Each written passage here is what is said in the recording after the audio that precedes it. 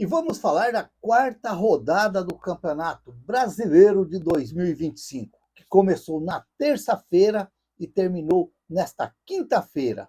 Uma rodada que teve 30 gols e teve erros de arbitragens, que não foram consertados pelo VAR. Meu Deus do céu, tem umas coisas que você não acredita no que você vê, mas é verdade. Às vezes a pessoa tem o aparelho na frente para corrigir um erro e não consegue identificar o erro. É muito complicado demais. E depois do Caixinha no Santos, quer dizer, lá no começo, depois da primeira rodada, o Mano Menezes cair lá no Fluminense, foi a vez do Pedro Caixinha, depois foi a vez do Quinteiros, em seguidinha foi a vez de Ramon Dias, que foi demitido do Corinthians. Olha, não dá para você entender. Agora, esses dias, o Corinthians estava sendo campeão paulista com o treinador Ramon Menezes e o cara já foi mandado embora. Será que é porque o Dorival Júnior, o Tite, estão na área e de repente estão com medo deles se empregarem em outros clubes? Será que o São Paulo está dormindo no ponto? Porque a tendência do São Paulo, a esperança do São Paulo é que o São Paulo perca para o Santos domingo, para que o Zubeldia deixe o São Paulo para eles ir buscar o Dorival Júnior. Custe o que custar. Lembrando que o Dorival Júnior disse não ao Santos, que é tão elogiado pela torcida do Santos, que para mim, o Dorival Júnior, na passagem dele, ele teve os erros dele. Se você tem noção, quando o Santos foi campeão da Copa do Brasil, foi campeão da Copa do Brasil ganhando em casa, perdendo fora. Foi campeão contra o Santo André na Bacia das Almas. Meu Deus, que jogo! Não dá para esquecer. Então, acredito sim, Dorival Júnior é um bom treinador, mas realmente o Dorival Júnior deixa um pouco a desejar, na minha opinião. Acredito que a defesa do Dorival Júnior é um pouco muito aérea, muito, como diz, deixa o pessoal fazer a festa também. Então, às vezes, eu tenho essa restrição contra o Dorival Júnior, apesar de eu achar ele um bom treinador, mas é aquele treinador muito caseiro, gosta de vencer muito em casa, mas quando sai fora da Vila Belmiro, é um gatinho para jogar. Meu Deus, às vezes te dá cisma, às vezes.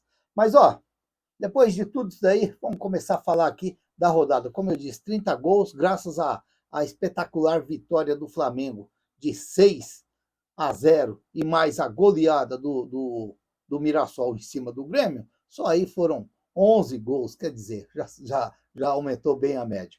A rodada começou na terça-feira com o jogo entre Ceará e Vasco, lá no Castelão, 2-1 para o Ceará. Foi um jogo que o Ceará foi melhor, sim, do que o Vasco, do que o time do Carille, e acabou o Ceará saindo com os 3 pontos e bem colocado agora no Campeonato Brasileiro. É claro que é início, é apenas a quarta rodada, é muito cedo ainda para dizer quem vai e quem não vai, quem vai ficar e quem não vai cair lá no buraco. Na quarta-feira, Botafogo 2, São Paulo 2. Foi um jogo bem interessante e foi um jogo que teve erros e foi corrigido pela arbitragem. Teve um pênalti para o Botafogo que, graças ao VAR chamar o árbitro no monitor, e aí o árbitro foi lá, corrigiu, não foi pênalti. Também, na minha opinião, o rapaz forçou, não foi pênalti, e aí o árbitro acabou anulando o pênalti. E depois teve um gol do São Paulo, um gol muito assim de interpretação, mas se a gente olhar bem o movimento que o jogador do São Paulo, que estava impedido, faz, ele pode sim ter tirado a atenção do John. E aí o menino lá do São Paulo acabou fazendo o gol, mas aí o árbitro foi no monitor também e tirou o gol, não deu o gol para o São Paulo. Então, quer dizer, corrigiu de um lado e corrigiu do outro. Na minha opinião, tinha que anular os 2 lances, na minha opinião. Mirassol 4, Grêmio 0. Olha, o Mirassol deu como a gente diria lá no sítio, deu aquela mastigada, remoeu o time do Grêmio. O Grêmio até tentou uma reação com um pênalti também, que não foi, ainda bem que o árbitro tirou o pênalti, porque não foi pênalti, O rapaz não toca no jogador do São Paulo, tocou do Grêmio, tocou primeiro na bola e acabou ali tirando aquele que acho que seria o empate do Grêmio naquele momento. Mas aí o Mirassol fazendo sua primeira vitória no Campeonato Brasileiro. Legal, legal. Aí o time do interior de São Paulo, o Mirassol, que é muito bem administrado, e aí acabou tendo essa primeira vitória. E que vitória! 4-1 em cima do Grêmio. Talvez caberia até mais gols.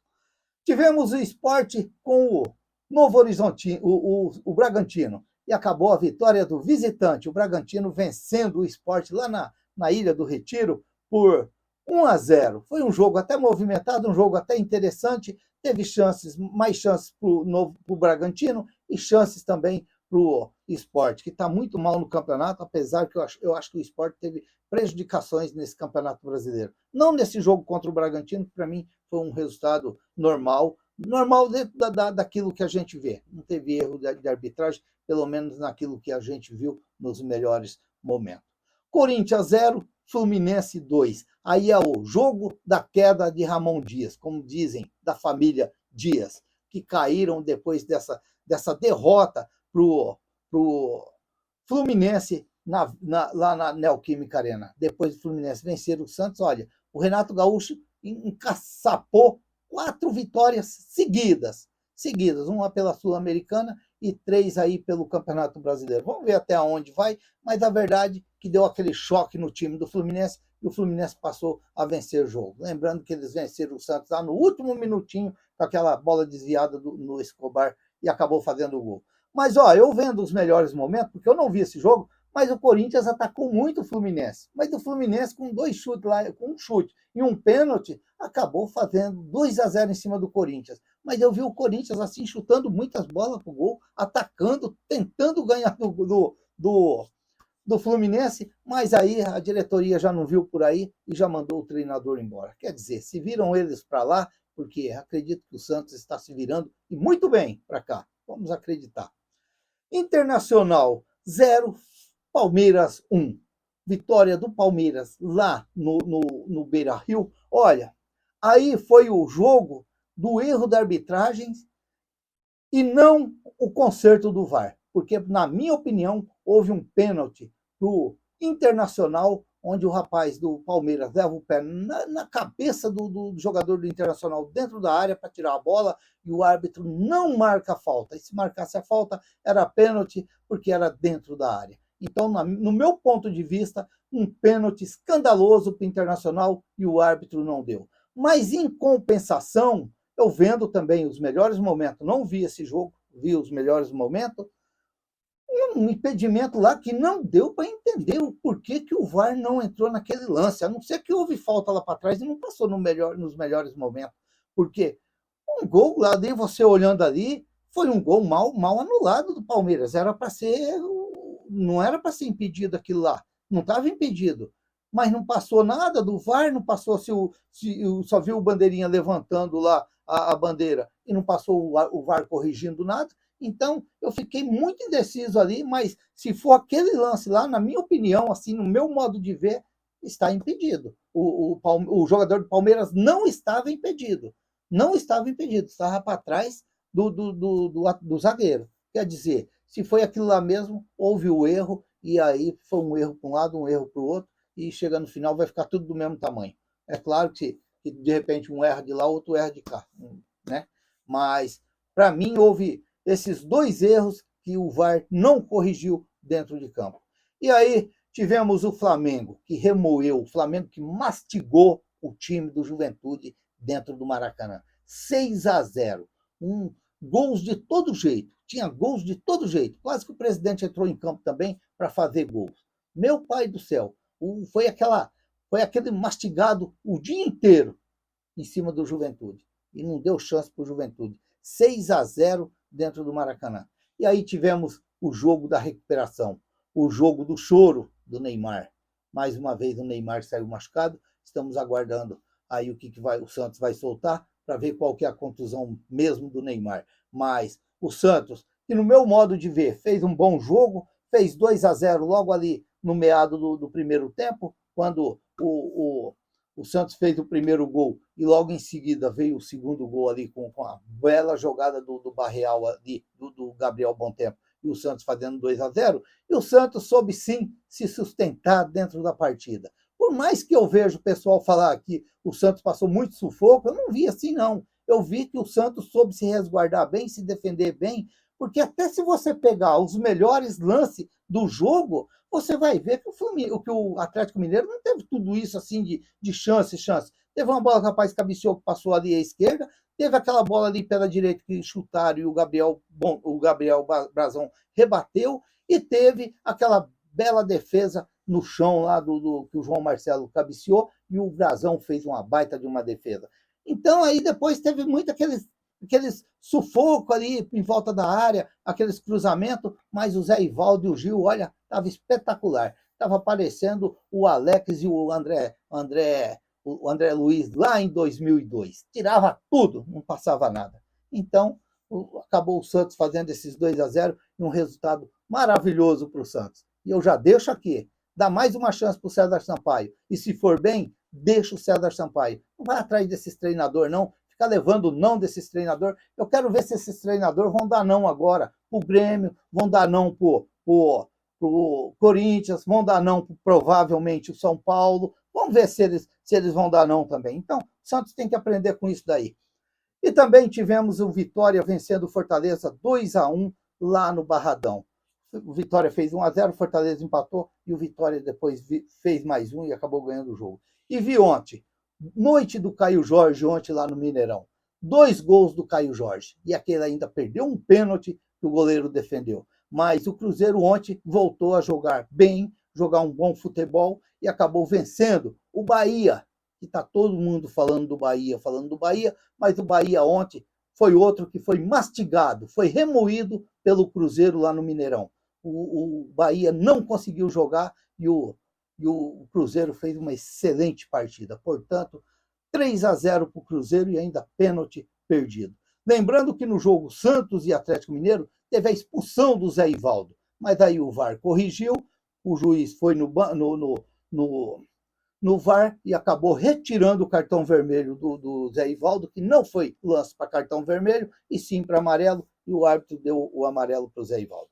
A classificação está assim, ó, o Flamengo com 10 pontos ganhos, o Palmeiras em segundo com 10 pontos ganhos, o Fluminense em terceiro com 9 pontos ganhos, o Ceará em quarto com 7 pontos ganhos, esses daí seria Libertadores. Aí teria o Cruzeiro com 7 pontos ganhos em quinto, o Red Bull Bragantino 7 pontos em sexto, em sétimo está o Vasco, em oitavo Juventude, todos com 6 pontos. Aí nós temos o nono, o 11º e o 12º e o 13º.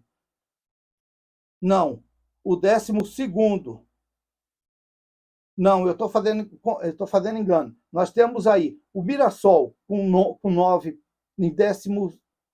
O Mirassol em nono com 5 pontos ganhos. Nós temos o Mirassol, o Internacional em décimo colocado com 5 pontos ganhos. Nós temos o Botafogo com 5 pontos ganhos em 11º, Fortaleza em 12º com 5 pontos ganhos. Depois nós temos o Santos em 13º com 4 pontos ganhos, o Corinthians com 4 pontos ganhos em 14º, o Vitória com 15º com 4 pontos ganhos e o São Paulo no Barranquinho, uma perna para lá, outra para cá, para entrar na zona do rebaixamento com 4 pontos ganhos em 16º lugar. Depois, temos o Grêmio na zona do rebaixamento, na estradinha de terra, na poeira, com 3 pontos ganhos. Temos em 16º, em 18º, o Bahia, com 3 pontos ganhos. Temos em 19º o Clube Atlético Mineiro, com 2 pontos ganhos, que tem o pessoal que fala que o Atlético Mineiro é um dos favoritos para o campeonato. E eu não estou vendo todo esse futebol no Atlético Mineiro. E temos o Sport, batendo cabeça no vidro. Olha, no meio da buraqueira, no meio do pó, dando tchau para todo mundo, com apenas 1 ponto ganho. Embora que o Sport foi prejudicado nesse campeonato já em alguns jogos. Isso daí a gente não pode negar. Mas está lá embaixo, vai ter que tomar cuidado, porque a gente sabe que o Campeonato Brasileiro é traiçoeiro, é traiçoeiro. Ó, A próxima rodada já começa no sábado, com Corinthians e Sport na Neoquímica Arena, às 16 horas.